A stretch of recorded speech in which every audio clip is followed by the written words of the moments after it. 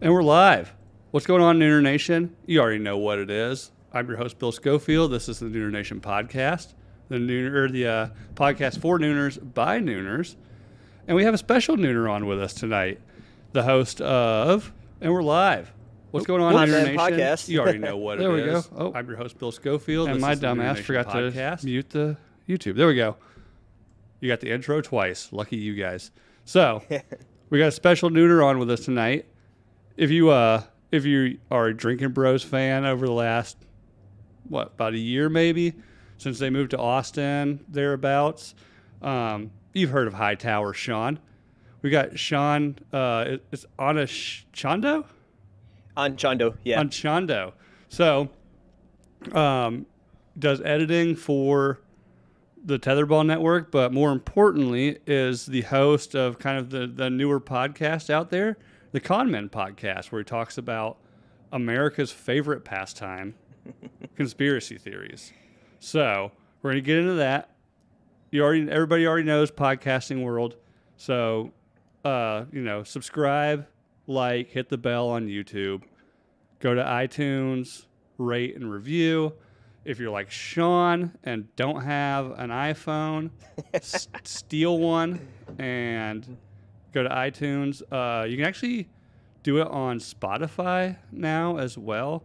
I haven't even gone to look at my Spotify review rate yet because my audio numbers, it's like 90% iTunes.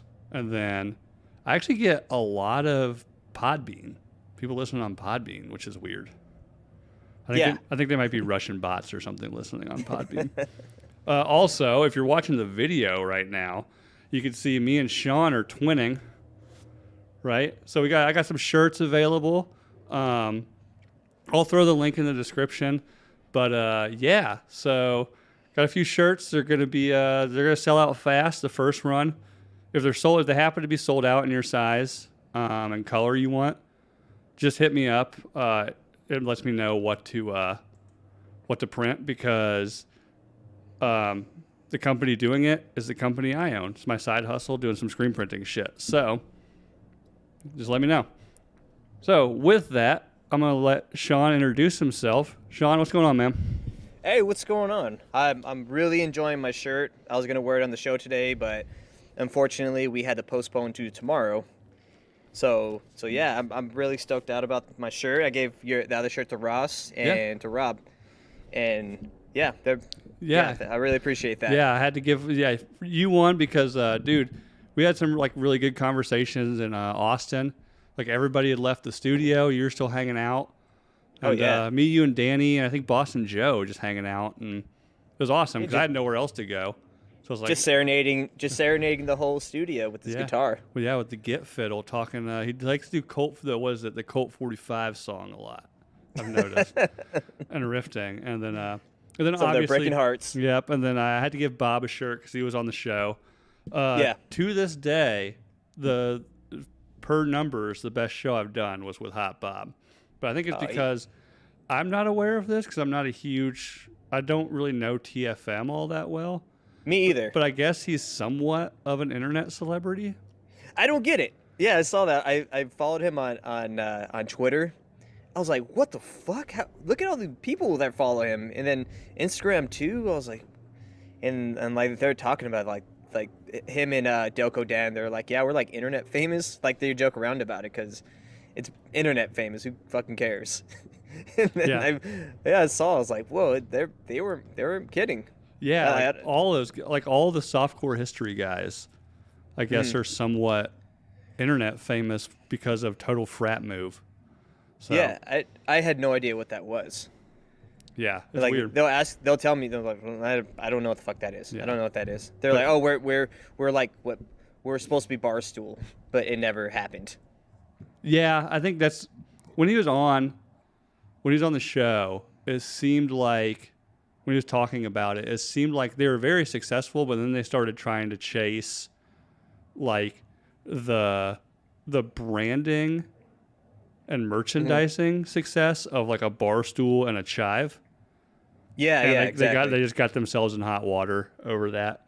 But yeah, so I sent him a shirt, and then also sent Ross a shirt because, I mean, he's the godfather of this show, really, you know? Oh yeah. So, Oh yeah.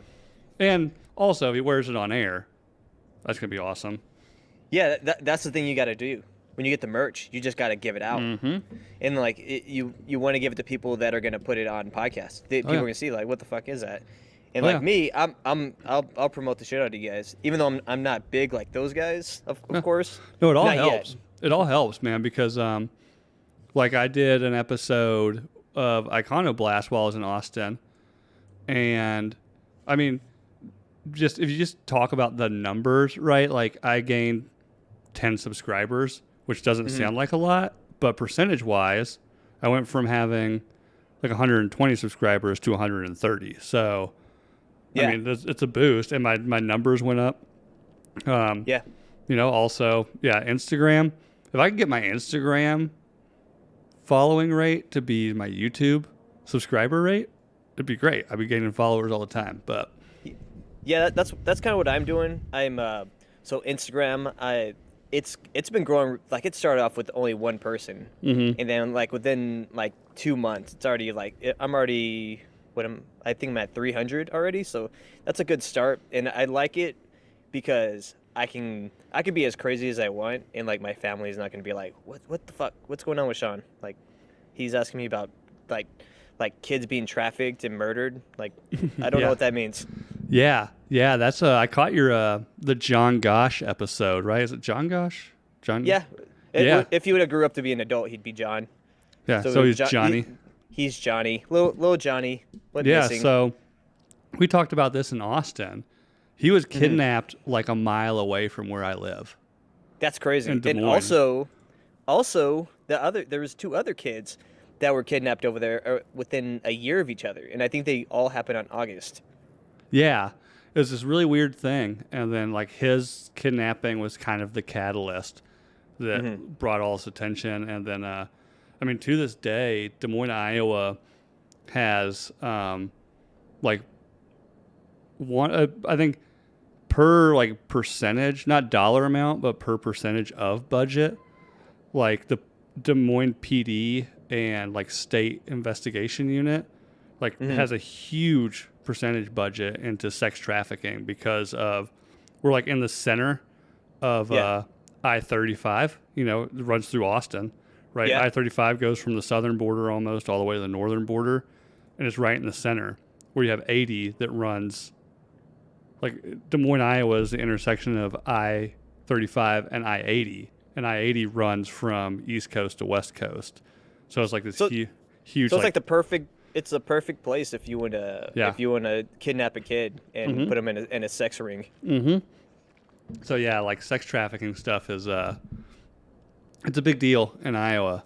Yeah, but that's a good thing because the police over there, they were not investigating the Johnny Gosh thing. That's why his mom was really like she was really outspoken, obviously because it's her own kid. Right. But then you have the whole like it seemed like the police weren't investigating it. This is like according to her and like some other like the family. They're just like, well, it's also like what was that, the early 80s maybe?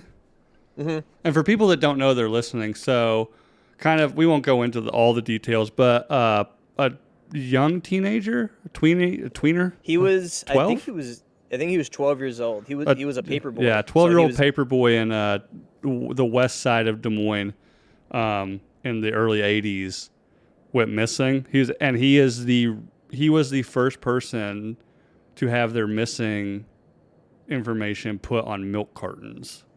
Mm-hmm. So that's like the claim to fame is like, you know, I talk about seeing somebody on a milk carton. It started with this kidnapping in Des Moines, and it gets weird. There was like some Polaroid pictures years later with like a bunch of young men in dog cages and shit, I think. Yeah, he was like tied up. He was like bounded and gagged. It's a weird picture. Yeah. And apparently he came and visited his mom and was telling her that he was part of he had been kidnapped and it was this like nationwide pedophile ring. Yeah. And they were just like he couldn't leave. It gets weird because this is like the part I don't believe, that I don't think he ever really went and visited her. Yeah. But he said if you ever tell anyone, they'd kill me. So yeah, it's a very strange story. Especially around here, people still talk about it. But with that, maybe he's part of Pizzagate. Somebody was asking about Pizzagate earlier. I did a poll online. Dude, what's your thoughts on Pizzagate? Is that like a real thing, or is that like a cue? So this is where it gets. That one's a weird one because Pizzagate is basically the Franklin scandal. The Franklin scandal is also happened. They said Johnny Gosch was kidnapped by the Franklin scandal, which was happening in that area. But Pizzagate, the way they, I'm in my backyard. My neighbors are probably like, "What the fuck's going on back there?" No, they're probably like, weird. "Sean at it again, talking about this shit." Pizzagate. I mean, they probably believe it too. But Pizzagate is weird because they debunked it without really debunking it.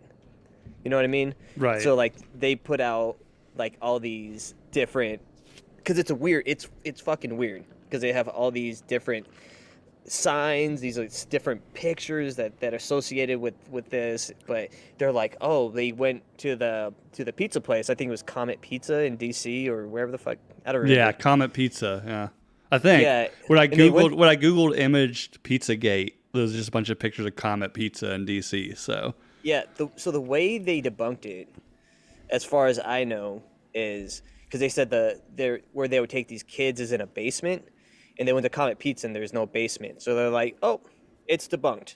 But it's like they didn't really fully investigate it. So everyone's like, oh, they think all the politicians are a bunch of pedophiles, which they kind of are. Oh, seems to be that way. Yeah. And this reminds me, I have this in my notes. So, do you have a beer or something? You got a beer? So, and everybody listening, go grab a drink because we're gonna play a drinking game tonight, a conspiracy theory drinking game tonight. To where, if either of us or anybody in the live chat references they without an actual context to who they are. We have to take a drink. I'm gonna get fucked up. I say it all the time. So you could say like if you're talking about like the CIA did this and then they did that, like in reference to the CIA, that's fine. But a lot of times I've noticed in the conspiracy theories, you hear they, and to quote you know who they are. Yeah, to quote them. To quote like a King of the Hill scene one time, like Dale Gribble was like, that's what they want you to think, talking to like an FBI agent. And he's like, sir, we are they. And he's like, oh, God. Greatest cartoon ever made. Oh, I love King of the Hill. Dale Gribble, maybe one of the greatest characters ever created. I like when he investigated the JFK assassination and he found out that Lee Harvey Oswald really did kill him. Mm-hmm. And then he became very patriotic. Yeah. That's a classic episode. Yeah, I think at the very end, I think that episode, Hank, the DMV put female on his driver's license, and he couldn't get it changed, so Dale goes to the DMV. He's like, I'm your worst nightmare. I'm a patriot with nothing but time and 2 phone lines. He's like, get it changed. And the guy's like, the DMV's finally like, okay. Just changes it. He's so good. It's funny because I have what was it? Oh yeah, I got my Rusty Shackelford. Rusty Shackelford. I told you about that. Yeah, I have it on I was making sure it was on this computer. Yeah, and actually, whenever I obviously can't show you it. Whenever they call you Hightower Sean, all I think of is when Dale was in the clock tower at UT that one time, and I thought he was like going to go on a shooting spree. Yeah, my wife's birthday is on the day that happened. Is it really? August 1st. Yeah. Wow. Yeah, August 1st. So it's said that she killed all those people at UT. Like the same year and everything? No. Oh, so wow. No, she shares a birthday with that, and her brother shares the birthday of the day that Martin Luther King was murdered. So. Wow, I know. A friend of the show, Timmy D. His daughter was born on 9/11. Fuck yeah. Yeah. We were hoping that would happen to Rob. Rob's kid was, I think, born like September 1st. But we're hoping that the baby would be born on 9/11. It'd be memorable. I was saying you should name him Donald. Donald. That'd be a great name. Mm-hmm. I don't think he did 9/11 though. I have some theories on 9/11. Yeah. Oh yeah, I have there's too many. We don't have enough time. Yeah, it all goes into that. But so during the podcast, everyone, like I said, go get a drink, and if we reference they out of like without context, as in like the conspiracy theory, we all got to take drinks. It's almost like how Iconoblast does with casual racism. Drink. Yeah, drink. But yeah, so we're going to run through some of these. So my first question is, what's your favorite conspiracy theory that turned out to be real? And what's your favorite one that you actually think is fake? Oh, that one's tough because that turned out to be real. Because if it's still a conspiracy theory, well, like I guess it could be a conspiracy theory that has a past conspiracy theory that has been proven to be real, or I guess real enough. Like Operation Northwoods was a big one. Yeah. That was the first episode. I think you can even talk about what's going on right now. Like I was saying early on, I was like, watch, everyone's going to have to get vaccine passports. And people were calling me crazy. I was like, watch, it's going to happen. And it fucking happened. Like I feel like I was telling the future. I was like, they're going to make you get vaccine passports. And they didn't happen in Texas, obviously. But then wait. Who's they? Oh shit. Drink, y'all. It's impossible. I gotta say it. It is the overarching, right? Like the conspiratorial mastermind is just they. You know why though, right? Because we're all schizophrenics. Maybe. We say they. The sad part is, I'm almost with you on this. The sad part is like, even the stuff that is, inherently kind of crazy. Mm-hmm. The world is getting crazier to the point where you're kind of like the flat Earth thing. Yeah. Ugh. Obviously, yeah, the world is not fucking flat. Yeah. But the world is crazy enough. I can kind of get where somebody would be like, the world's fucking flat. It's a psyop. The flat Earth thing was a whole psyop. It's just like it's to make conspiracy theorists crazy, like look crazy, and like even the word conspiracy theory, it is a psyop. They made it to make for people that are they're like really looking into what the government is doing. Right. They're like, oh, that's just a conspiracy theorist. Like, look what they did to Alex Jones. The whole Sandy Hook thing, that was not good. No, that's where really he fucked up, right? Yeah, but there's a lot of things he's been right on. There is. Oh, there is. Yeah, but in reality, have you met him? No, I want to.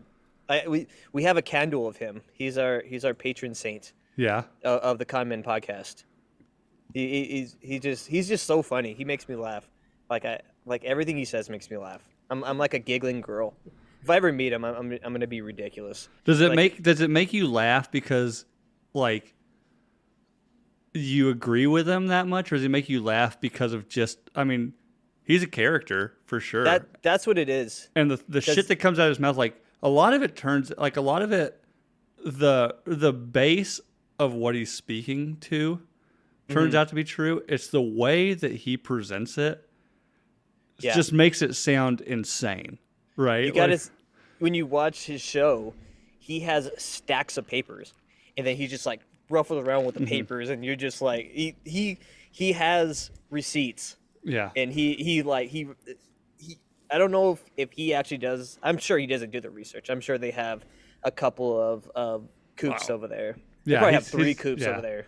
He's got notes in front of him, and he is like essentially like does a Ross, right? He just knows his stick is like and taking the notes and just making inserting insane flowery language and hand movements with that voice. Did you know that his new wife beat the shit out of him on Christmas Eve? I heard about that. Yeah, I think was it Dan? I wouldn't say who told me that. I don't think Dan told us that. But I heard it was a lot. It was pretty nasty. Like whooped his ass with an ashtray or something. Oh, I don't know the details, but I heard something about. So yeah, I what? follow. There's a Instagram account, Mug Shotties. So it's like hot chicks and mug shots, and I'll one follow was that his one. like current wife. The night that she like beat the shit out, like she grabbed. So I can't remember. Maybe somebody in the chat knows, but she grabbed like a hard object in the house and was whooping the shit out of him with it. Really? Yeah, Is she really a shouty? she's pretty hot. I would assume because I don't know if Crazy is attracted to Crazy. So like Crazy Hyde and Crazy Alex Jones, like I wonder. and I do he's wonder. he's an alpha too. Like Yeah. I wonder what he is actually like. Because I know him and Dan are friendly. yeah, they're And I friends. feel like if he was actually just like this complete lunatic, Dan would be like, you're a complete fucking lunatic. he would. But then also, Dan might actually even be attracted, like not physically attracted, but like attracted to be like, this guy's a fucking lunatic. I want to hang out and see what happens, right? no one has better stories than Dan. When you talk to him off air, he might be the most interesting person on the planet. Oh, Dan's awesome, by the way. Yeah. I've said it on this show before. Dan is Dan. Even when you meet him in person, like Same guy. He is Dan, but when you're there talking to him in person, he is a very genuine and approachable and nice person, right? He could just be a little crass with his commentary of things sometimes. Like if you're being fucking stupid, he's gonna be like, "Hey, you're being fucking stupid, man." Like, Yeah.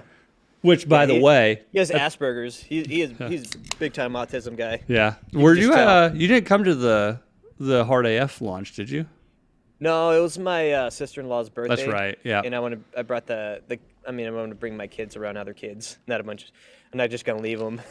I wanted to go. I was like, I can't really leave my kids here.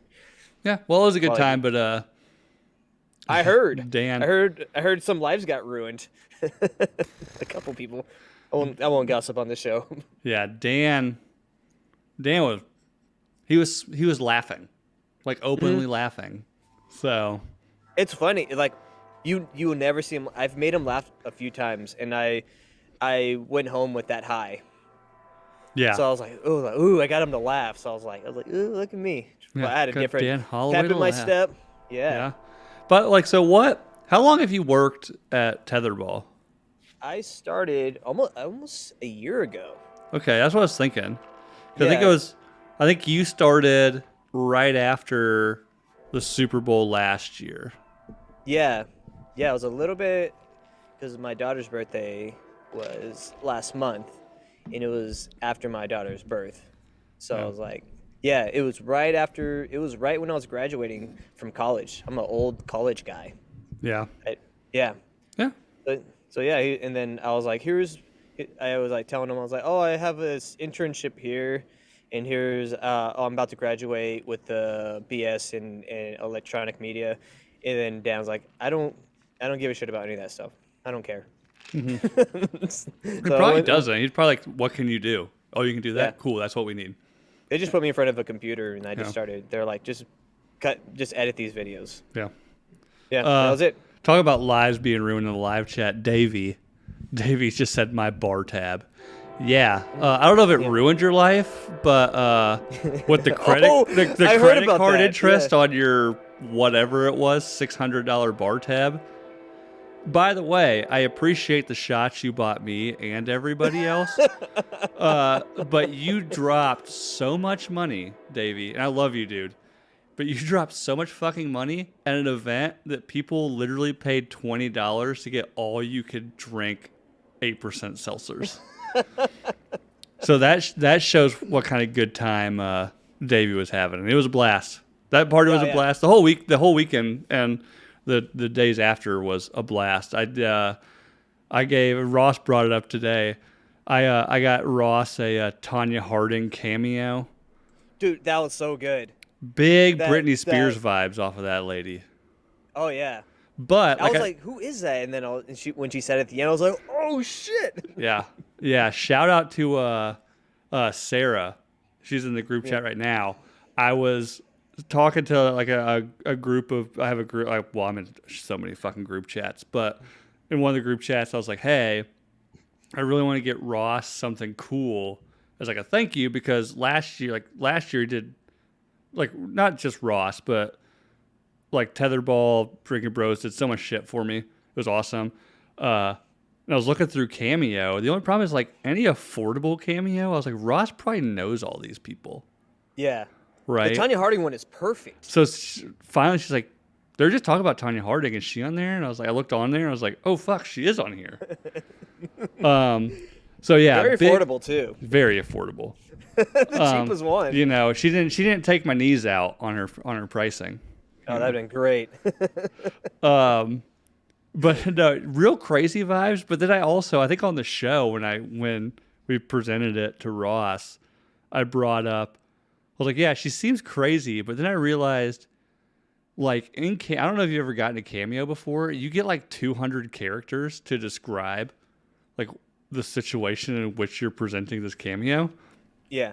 So I just put Ross Patterson, best New York Times bestselling author, successful podcast host, AIDS survivor.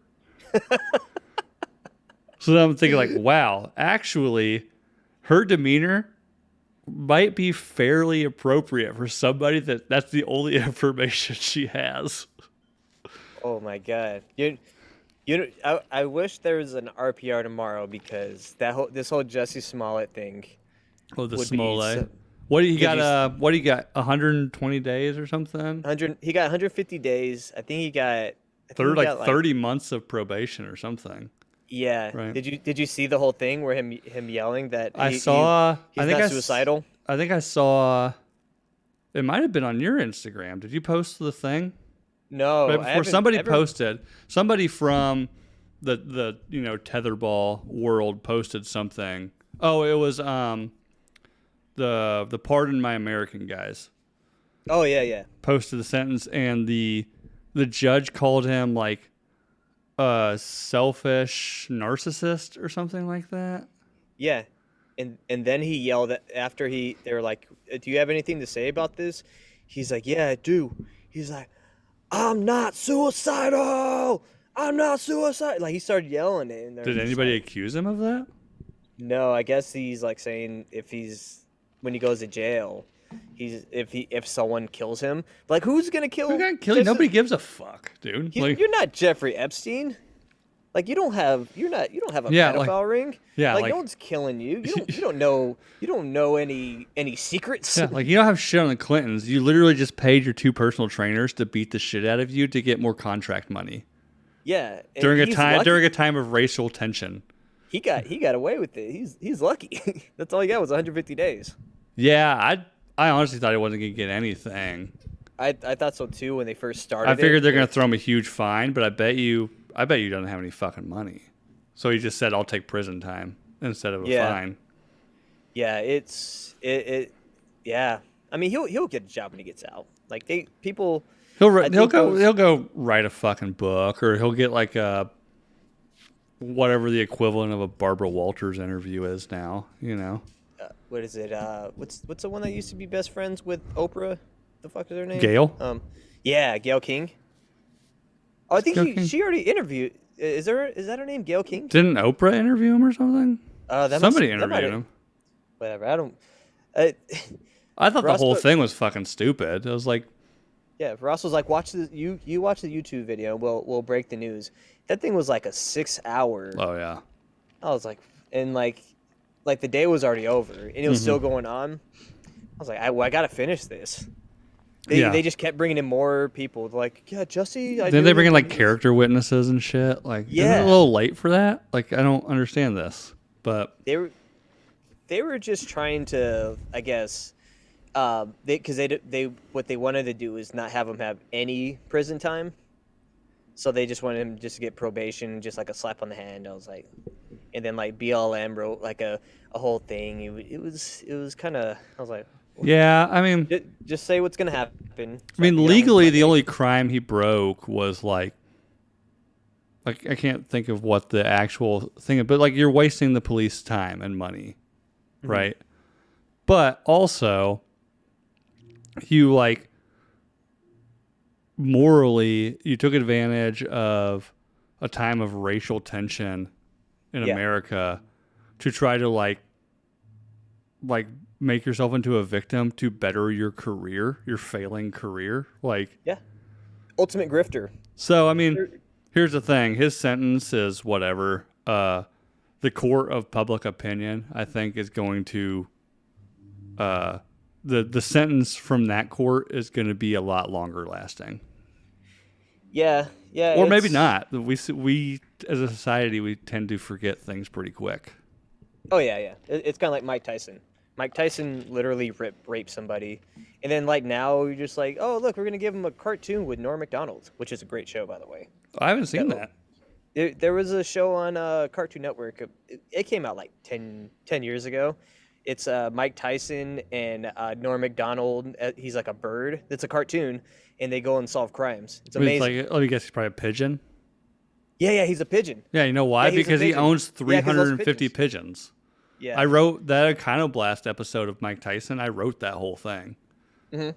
Which I'm actually in the middle of writing another one for them with, I won't say exactly who it is, but let's just say he knows how to correct happy accidents. Bill Clinton? No. No, it's actually a nice guy.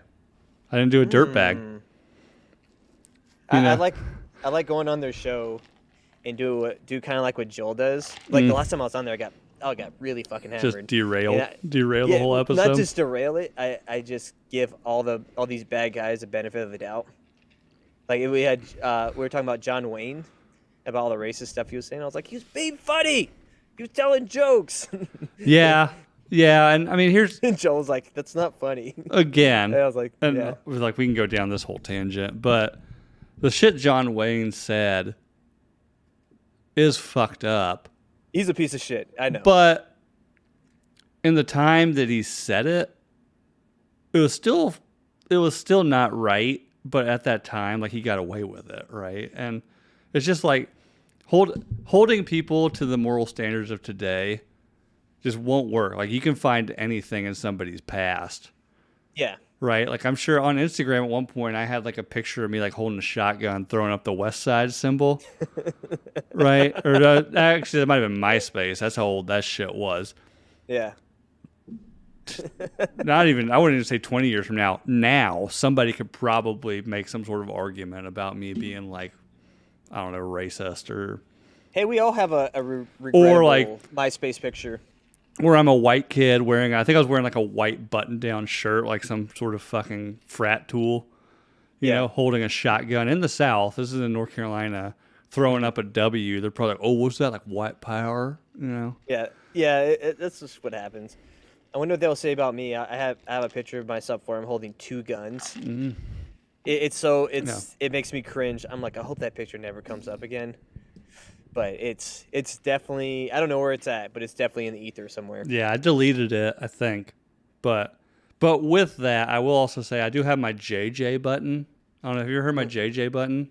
No, what's that? So do you know JJ High and Angry? I know of him, yeah. Yeah. So I've seen him in the chats. Are you familiar with his appearance? No. I don't know if I've ever met him. No. JJ? So first off, JJ, awesome fucking dude. Yeah. A classically trained actor who he graduated from, I think, like NYU with an acting degree and then became an Army Ranger. That sounds like the Drinking Bros kind of. It's kind of like Rob. Rob's like that. Yeah. So, dope dude. A little bit darker skin than us. Mm-hmm. But every time he comes on, have you ever seen the movie Blast from the Past with Brendan Fraser? Yes, I have. So every time JJ gets in the group chat or is on the show, I hit the JJ button. Oh, my lucky stars, a Negro. Was that from Blast from the Past? Yeah, there's like a black mail carrier. Yeah, you know. And again, I've explained this 100 times on the show.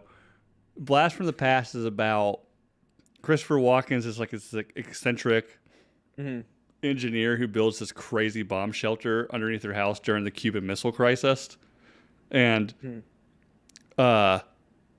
he like one night he's just like, okay, like we're gonna go in the shelter tonight with like his pregnant wife, played by Sissy Spacek. Yeah. And once they go down into the bunker, a plane crashes on their house, and he thinks that a nuclear bomb was just dropped on L.A. They like live in like they live like in the valley or something, in L.A.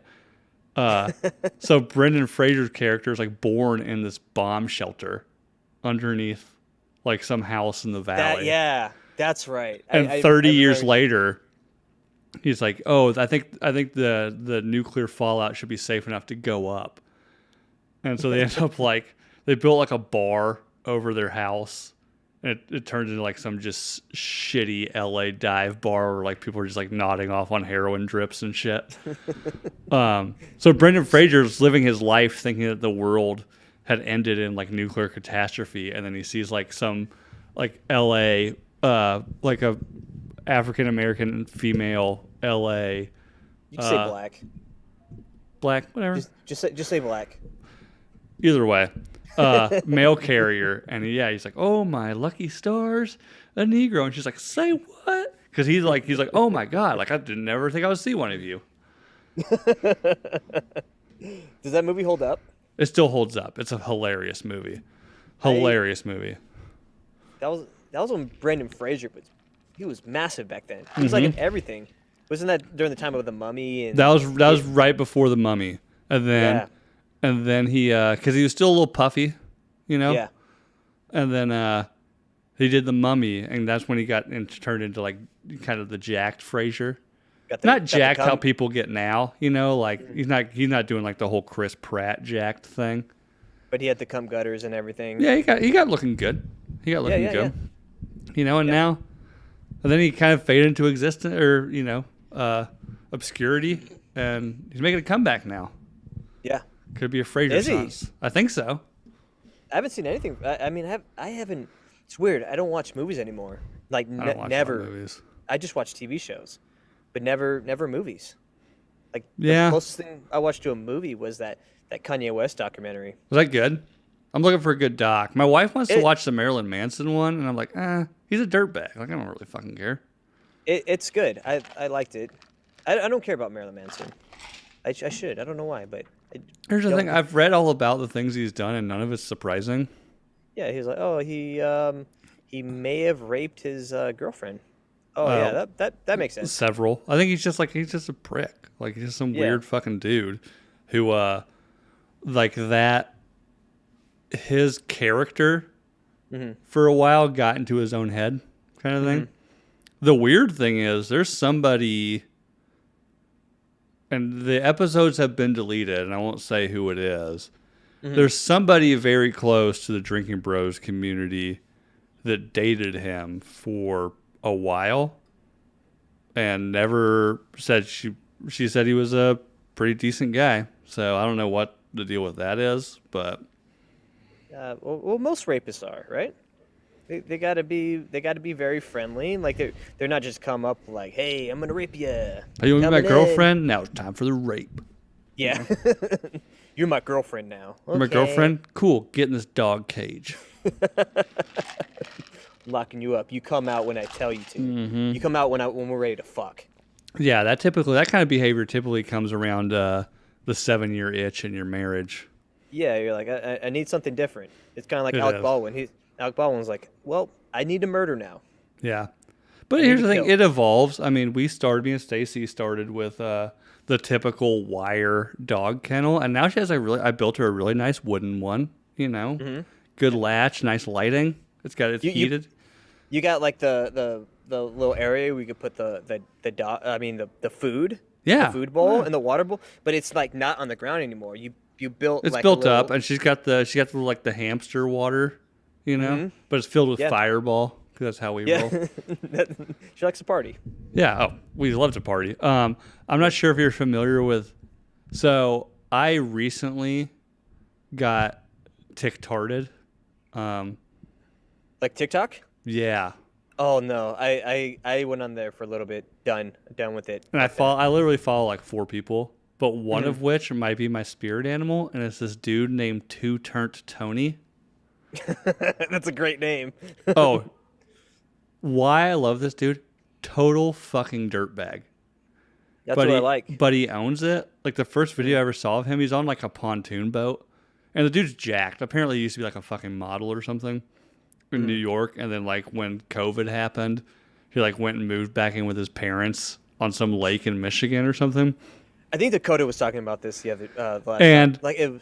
So they're on some pontoon boat and this like girl's in like a thong bikini. You don't see her face. But she's like, Tony, I want a shot. And he just like pulls, like he got a handle of vodka, pulls like a shot out of it, and then just like grabs her hair, pulls it back, and just spits it in her mouth. But then the guy's like mom is on the boat and just starts flipping out on him. And I was man. I was like, this that guy. That guy rules. Oh, and then like the whole thing, go find him. He's also on Instagram, my spirit animal, only because the guy owns up to being such a dirtbag that I fucking love it. Yeah. That's great. Scumbags are the funniest. Oh, they're especially awesome. that. Oh, yeah. I'll find him. He has a. So he's I think he might have somebody doing his Wikipedia page for him because it's like whatever his real name is, like AKA Two Turnt Tony, was a successful and delicious 6'3" model in New York, turned duck farmer because he has all these ducks now, and he just does these videos where he's like counting money. Like it's like some chick in a thong will like walk up to him and like take a sip of martini and spit it in his mouth like while he's like petting a duck and counting money. Fuck yeah, the duck's the move. It's like Tony Soprano. Yeah. Oh yeah. He loves his ducks. So yeah, that's my spirit animal. I think I might start living my life like Two Turnt Tony and just like start having my wife like baby birding Fireball into my mouth. I know Coop would. If C-Hapes... Coop would baby bird to you. Oh, well, I'd take a baby bird from Coop. Yeah, that's what we're gonna do on Common. We've been doing Flaming Dr. Peppers. Oh, nice. Those are good. Yeah. If you guys like tune into the new episode that's coming out tomorrow at 2 p.m. We got what's it called? Joel got a really good shot of us like lighting it on fire, and then putting it into the drinks and like it. I didn't even cut it. It just looks like a cool like raw like documentary style. So like what I kind of do, I like putting videos in the beginning, like 1 or 2 minute videos. Yep. I'll put them in before the music starts, and that's on there. It looks really cool. Yeah. Like so, you have the lights off and the lights are glowing. It's awesome. Yeah. With that, we digressed down some weird rabbit hole that turned into my wife spitting Fireball into my mouth. I have Fireball in the house. Tonight might get weird. I'll report later. But so the original question was like, what conspiracy theory that turned out to be real is your favorite? And then what one do you honestly think isn't real, but you just love the narrative of it? Oh, I know exactly where I want to go with that. It's Michelle Obama has a dick. I mean, it's completely fake, but it's funny. Yeah, Big Mike, right? Big Mike Obama, because Obama keeps calling her Mike, and then there's that video of on Ellen where she's dancing, and there's like it looks like she has a fucking dick. I've seen it. It's just like her dress was like overly starched, and it's just some weird shadow, right? Like obviously, yeah, it's funny because there's no really in the middle. Because if you tell somebody that really loves Michelle Obama, they get fucking pissed. They get pissed. Like fighting pissed, yeah. Yeah, they get very mad. But then there's people, like I used to work at this bar, and this guy, like, he's the one that showed me it. This door guy, he showed me it. He's like, dude, you can't tell me that's not a dick. And he was like really into it. Yeah. And he was so into it. It was like, oh, this is my favorite thing. This is the best thing ever. Yeah. Like, There's definitely people out there that, like, if you try to explain to them how irrational this is, they get pissed. Yeah. You're like, well, you probably like Obama. I was like, no, but I'm just telling you, like, I'm 99.99% sure Michelle Obama does not possess a penis attached to her body. But sometimes when you hear a conspiracy that crazy, you just gotta kind of like what we do on our show. We're like, let's like if we will say something crazy, like we never stop each other. We just like Oh. like Adam will say something and be like, we're like, just let him go. Or Eli Oh, yeah. from Giggle Boys, he'll start talking about interdimensional aliens. Oh yeah. And I know when he's on Giggle Boys, Mike will stop him. But like Yeah. on my show, I'm like, keep going. Yeah, I want to see where this goes, because he might be. I don't know how good his stand-up is, but he might be he might be a comedic genius. Yeah, I mean, I won't really talk shit about Giggle Boys. I don't think I'm the audience for it. Yeah, People love it. You know, I just it's probably you got to know them outside of it. I'm a 34-year-old father of 2 who's been married for 10 years, and I don't do drugs recreationally. So like, I just don't think it's my thing. either. You know, so but when Eli's on your show, loved it. And actually, I probably talked to right, it's Mike, the other guy. Yeah, Mike Eaton. Mike Eaton. I talked to him and his wife. I was shocked by the wife They're thing. great. Yeah, they're great. I talked to them at the Hard AF thing. I was like, oh, you guys are awesome. So obviously, just like it's not just really like your thing. a lot of podcasts, like it's just I'm not the audience for it, right? There's very obviously millions of people out there in the world that are not the audience for this show. But the ones that do listen, love you guys. Thank you. I've never hung out with anyone outside of work, really. Like, I mean, I talk to Joel and Coop all the time, but like we're always, when I talk to them, we're at the studio or recording a podcast. Adam's the same thing. Adam, he's another dude. It was like I didn't know him before 2 months ago. Yeah. And the dude is insanely funny. Like, yeah, I'm kind of bummed I didn't get to meet him while I was down there. He's so we're talking about Adam Hester. He has Adam a podcast. Hester. Yeah, what's his podcast? It's Skeleton Factory. Skeleton Factory. He just breaks down movies. He's like an expert on like cult films. Yeah. So if like you're into that stuff, fucking great. He does so when he does, if you follow him on Instagram, him and Joel make these videos where he previews his episodes. And he'll like say he'll do these like really quick introduction, like he's like, oh, this is teeth. It's about a woman that has teeth on her vagina and it bites dicks off. But like he'll do these things and they're so well done. And then when he does this podcast, he talks in a real monotone voice, like real quiet. It's almost genius. You gotta check him out. He's amazing. Yeah, I've watched a couple episodes of it, and it's definitely interesting, for sure.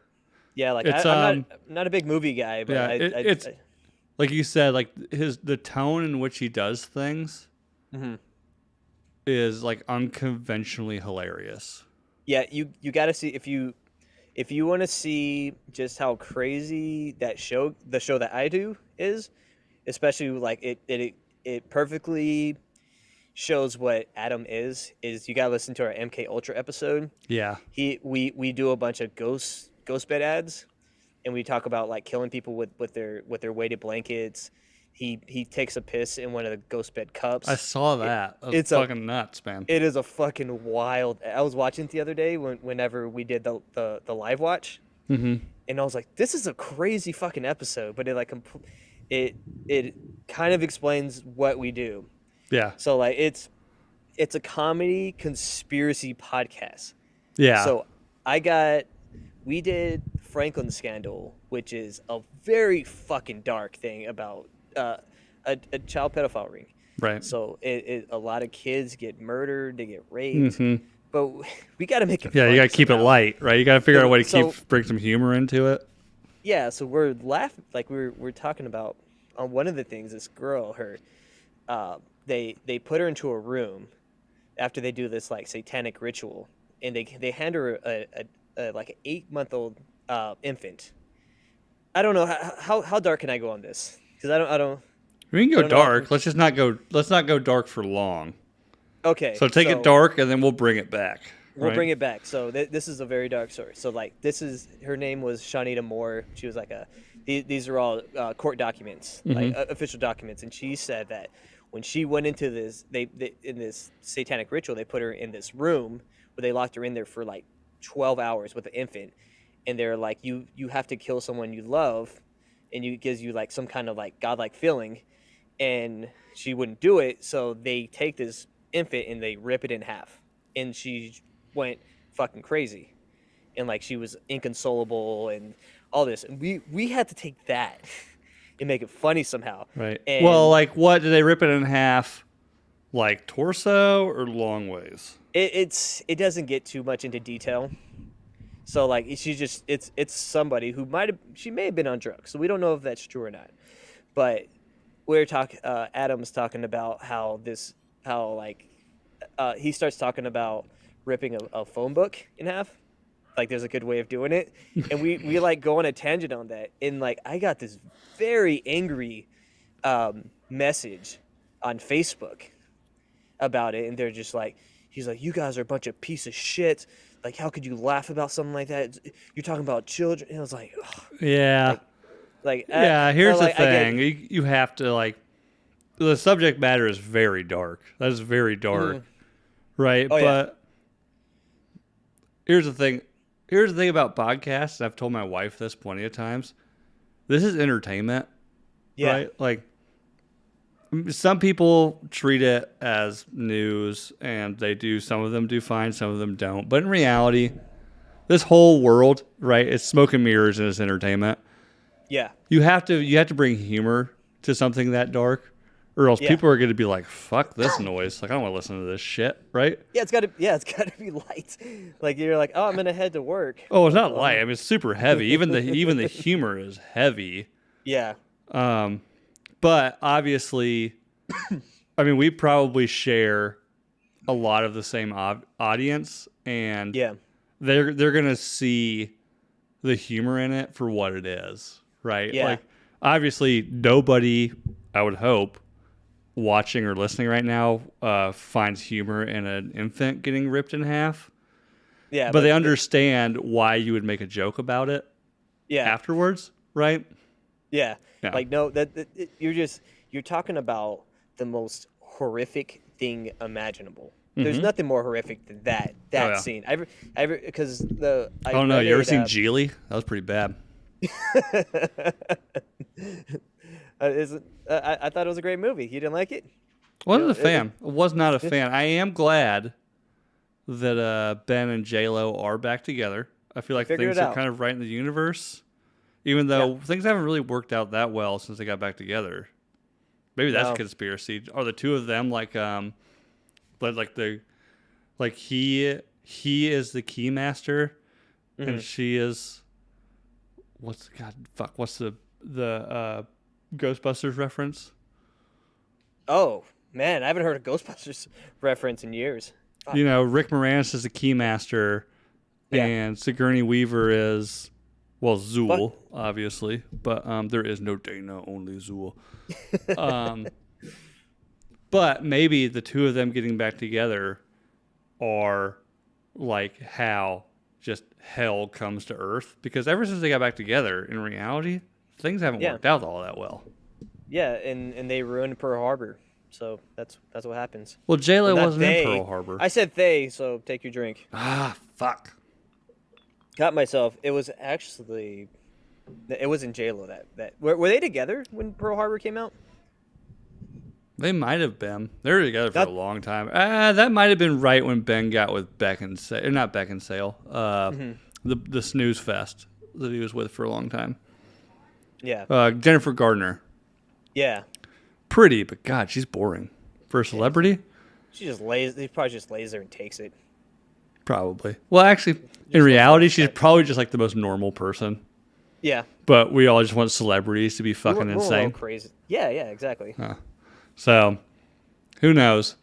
But so yeah, we went dark. Let's bring it back up with on Instagram today. I put out feelers like, what's everybody's favorite conspiracy theory? We got the normals, like, did the aliens build the pyramids? Probably not. I think we underestimate early humans' ability to engineer. I'm with you with that. They didn't have iPhones, so like they had shit to do. They're like, hey, you want to go build a fucking pyramid? Now, did they build it? Were they easy to build? No. No. It probably took generations. It probably took. Right. I don't know how long it took, but it probably took like they were like, oh, my grandfather built the bottom part of the pyramid. Yeah. Like it took 30 years to build that. Now we're going to the second part. It's perfectly explainable. Right. But the one that came up more than others, which is twice. Mm-hmm. By the way, Nooners, we need better engagement. Okay, I'm gonna throw this out there. Me and Sean were talking off air about episodes that I thought or like we've thought would do great that don't, and then episodes we thought were gonna do whatever and crush. So the one that crushed for me lately was this past Saturday. Me and Greg LaMontagne from the Bars Open with Beth and Greg, we've been upgrading equipment and stuff. We've been having a lot of audio issues when it comes to zooming people in. So Saturday, we were both free. Like, let's just do a Zoom, figure it out. I was like, if we're going to do a Zoom, let's just have some friends come in and hang out while we Zoom, shoot the shit. We got it figured out within 5 minutes. And Greg's like, why don't we just go live? I said, sure. So we went live on Nooner Nation. Didn't think anything of it. It was a 2.5 hour episode that I blacked out halfway through. At one point, I think I admitted to like masturbating in a church or something. Or no, that might have been Titan Uranus that did that. I don't know. It was a weird conversation. Crushed. That episode crushed. The episode where I had like my smoke show wife come on and I literally told like we were playing Never Have I Ever. And I just figured everybody's going to hop, all these dirtbags that listen to this show, we're going to hop on board to that. Nothing. But anyways, the one question or the one answer I got was, is Avril Lavigne really dead and replaced by a clone robot lookalike? And you told me off air, you actually looked into this before coming on. Yeah. So what do you think? Is Avril Lavigne really dead? Yeah, I think she's dead, but it's not her career, just her in general. No, she's alive. She's alive. There's like a lot of weird stuff. I wish I had more. I wish I'd have done more research on it. But like the whole thing with the person they say is that is Avril Lavigne is this. They think it's this person named Melissa something, and then like there's this video of her where she has Melissa written on her hand. And like there's like a whole thing about it. Like maybe she was MK Ultra or I don't know. There's a lot of it's. She'd be a little young for an MK Ultra. I think she's my age. Oh, but you got to assume that the MK Ultra is still around which it probably is. Like you think they would just stop? They're like they found something cool. They're just like, hey, let's keep doing this. Let's keep controlling minds. I think there's a project called Monarch. It's called Project Monarch, where it's basically taking MK Ultra and expanding it, because they all started off in phases. Mm-hmm. But like this, I think I don't remember Project Monarch. It's very complicated, but it has the original MK Ultra was about assassinations. Like I think wasn't MK Ultra very based on like Manchurian Candidate kind of shit? Yeah, it was. I think the original one was. Or the the Russian numbers broadcast, right? They always thought it was like, you hear the numbers, it triggers some secret agent to like murder the president or something. Yeah, they're called secret agents. But like the original one was, I think, the miniature project was called Project Artichoke, and Artichoke was about was about assassinations. MK Ultra was more by about choking? mind control. Yeah, that's the art of choking. The art of choking, right? And like Yeah. you ignore the safe word and you just keep going. Just keep going. You just keep going. There was Don't kink shame here. No, I don't kink. So I've always said I do not kink shame, but at some point I will kink judge. Yeah. But this is not one of those instances. I had a text conversation with somebody yesterday who was very upset with their spouse about something they said in a podcast. And I was like, hey, maybe you should just keep choking him after he says the safe word, just for a couple seconds so that he knows. You right? know, like I can we can end this if you want. Yeah. The safe word's not programmed. It's just an understanding, right? Yeah, yeah. You ever get in that conversation about the best way to die? Mm. And we talked about ghost bed. Ghost bed, like whenever you're being drowned, it's like you're being like after a while, it just feels like you're being like wrapped in a blanket, like a weighted blanket from ghost bed. Drowning's a rough way to go, though. I rather Not the roughest, but there's a struggle where right? Something's gonna happen. The answer is a gunshot to the head. Oh yeah, that's the best way. That's the correct answer. You don't want to be set on fire. Or just like an aneurysm in your sleep or something, right? Or you're talking about the best way to be murdered. Yeah, murdered. Because you could just be thrown into the water, like while being tied up. Oof. Like concrete boots or something. Yeah, That'd definitely be rough. don't want to be killed by Dan Holloway. That would probably be the worst one. I don't know. I think Dan's probably just so busy at this point. He'd just shoot you. Yeah, that's true. I like how he walks around everywhere with a gun, even when he walks his dogs. Like he's always prepared. He's the hardest person to kill. Dan Went to the bathroom the other day, and he was like, "I'm going to the bathroom." Well, he didn't say he didn't announce he's going to the bathroom. He just walked to the bathroom, put his gun in his pocket, and he was ready to go, just in case someone in the bathroom is ready to murder him. Stay strapped. Stay strapped. Always ready. I mean, he did live in Oakland for a while, so some habits don't die. Yeah. So what do we think? Is Avril Lavigne still alive? No. Yes. Yes. I say yes. Yeah, but definitely look into it because that might be a fun little mini conversation we could do on the show. Those are the ones I like Paul McCartney not wearing shoes on Abbey Road, kind of thing. Mm-hmm. Like those are the fun ones, right? You start getting into some of the more serious conspiracy theories that start getting way too real. You're like, I'm not having fun anymore. Now I just the Epstein one is like that. But then you have these really fun things. You're like, why are they all wearing red shoes? What's the red shoes mean? Mm-hmm. What is this? What are these weird paintings that he had? Or why did her dad why did Ghislaine Maxwell's dad, who is connected with what's a Israeli intelligence? Just slipped my mind. The Mossad. Like, why was he so connected to them? And why did he just die? Like, why did he drowned to death? Like all this weird stuff. Yeah, it's nuts. If you like solving puzzles, that's why I think why a lot of dudes are into conspiracy theories, because they like puzzles. Yeah. And that's all it is. It's a bunch of puzzles. It's a bunch of typically there are a bunch of puzzles that end up missing a couple pieces, right? Yeah. Which makes it more intriguing, right? Like, why are these pieces missing? Yeah. 99% of the time, in reality, it's probably just like somebody just lost the pieces. Yeah. But you never know. Yeah, the CIA lost those pieces. Yeah. They threw them in the fire. That's what happened to MK Ultra papers. They found the papers. There's a lot of missing. There's a lot of missing pieces to this. Yeah.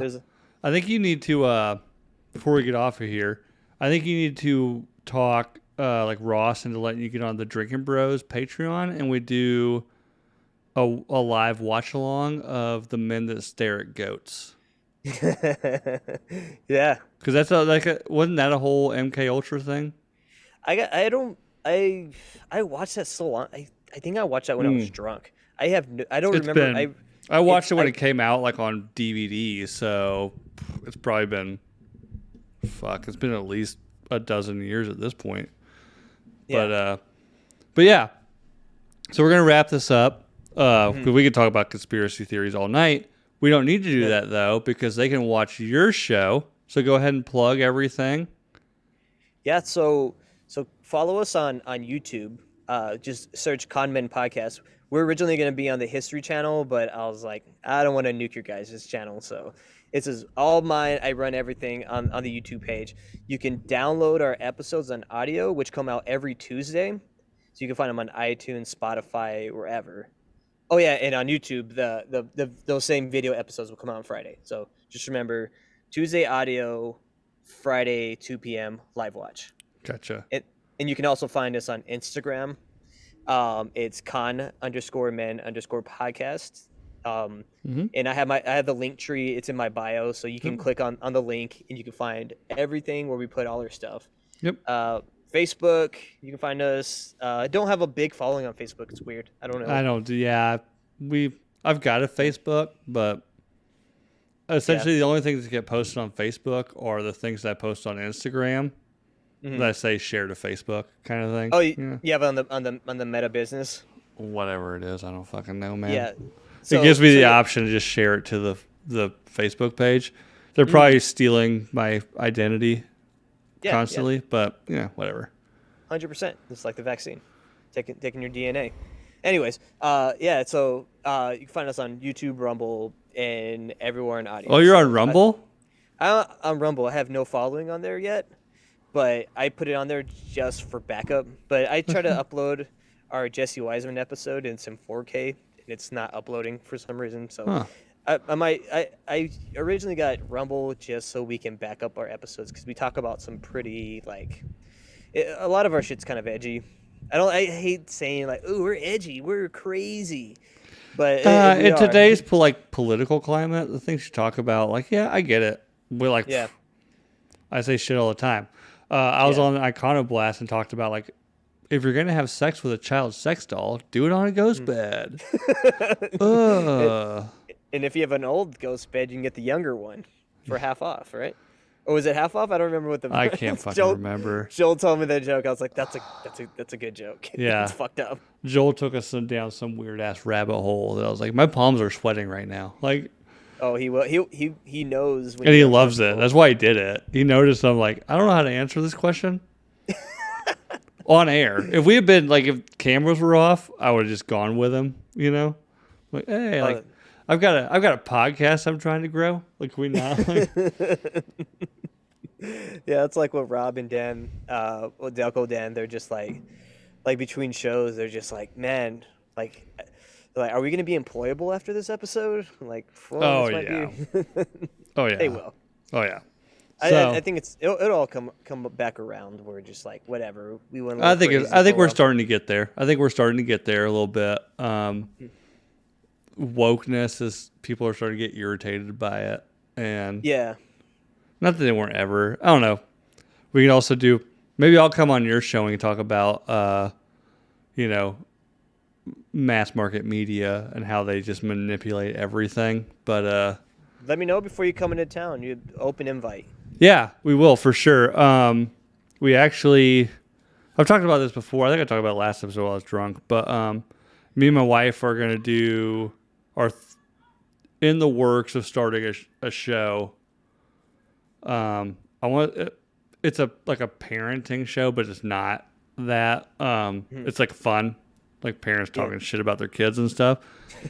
And we've had enough interest out of some people out of Austin that if it turns into a real thing, we'll probably make a trip to Austin. And then while we're there, obviously, I'll hop on your show and we'll do an episode of this again. And it's gonna be fun. So anyways, go check out the Conmen podcast. Just like us, available sounds like everywhere, right? It's all I'm assuming you use Podbean to distribute everything, or I use RSS or RSS.com. Right, yeah. But it's basically the same. Yeah. Podbean is I'm not a big fan of it. Yeah, I'm sure it's the Shopify of is what it is. But so thanks for listening. Neuter Nation Podcast on Instagram and Facebook.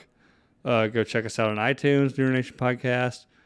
If you're watching this on YouTube, make sure you hit the like button, hit the subscribe button. I have an open giveaway.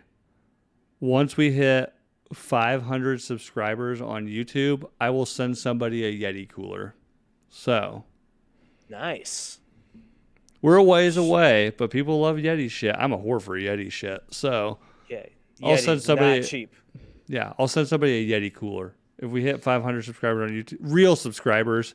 I've had plenty of people talk about I'll just make a bunch of accounts. No, we need to have the same. We got to have a interaction, right? I can't have 500 subscribers and then 70 views. Doesn't work that way.